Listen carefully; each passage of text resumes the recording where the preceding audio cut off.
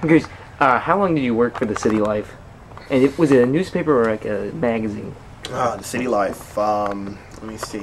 They started running stuff of mine as early as 1999, but the column didn't become official until late 2001. And that was only after Matt O'Brien took over as editor. See, it's all about the editor. Before that point, a guy named Jeff Schumacher was editor of the City Life.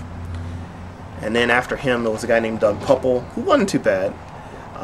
But during that period, during the times in which Schumacher and Pupple were in charge, I was only in there rarely, occasionally. When Pupple got in there, I was in there monthly. And I went from monthly to weekly once Matt O'Brien, a friend of mine, good friend of mine, took over.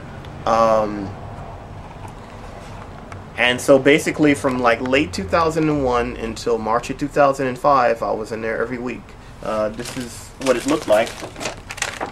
Fear No Evil. O'Brien asked me to come up with a bunch of titles. I was partial to the dream time, because in Australian spirituality, the dream time is supposed to be, it refers to their afterlife. It's been a while since I've researched it. I don't want to, like, you know, speak on it and you know, without any expertise, but if I recall, I don't know, I was just partial to the phrase the dream time, but O'Brien went with my second choice, Fear No Evil. The photo was his idea, because at the time I was kind of concerned with people knowing what I looked like, for a couple of reasons. One, you know, I figured, you know, if folks knew that I was black, then they would, you know, that would, no pun intended, color their opinion of what I had to say. And also, too, there was the concern that because Vegas is a white supremacist stronghold, there was the concern in the back of my mind that someone would use this photo to track me down with. But yeah, that's what the column looked like, you know, and yeah. For one brief shining moment, Camelot. I'd say the happiest times of my life were 2003, 2004, when I had the column, when I had this great apartment, my 2 cats, and the radio show. The Sob Loft and Power Hour every Thursday nights at 9 p.m. on KLAV 1230 AM Talk Radio. And what was that like? What would you talk about? Oh, God, it was like lightning in my veins. I mean, no drug, no orgasm could have possibly compared to knowing that hundreds of people, at least, if not thousands of people, were listening to you every week. You know, this would be AM broadcast radio.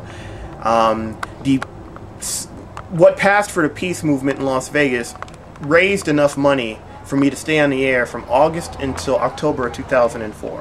When the money ran out, I went to a place called lvrocks.com, which is an internet radio station, and I had the show there for a little while until the money ran out there.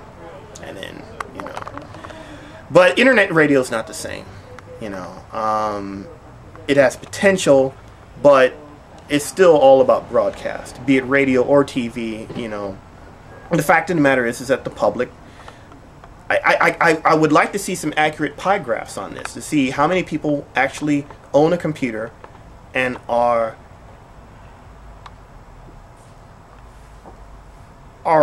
technically inclined enough to know what they're doing, you know, to the point where it's not just sitting in their house collecting dust, that they are regularly checking out websites, you know, because again, you know, either those who are not in a position to give you any airtime, or those who are in a position but want to shirk their responsibilities.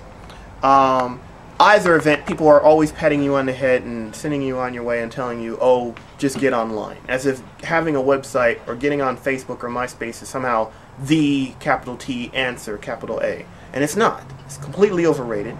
Because again, it is simply not that common for people to own their own computer and to know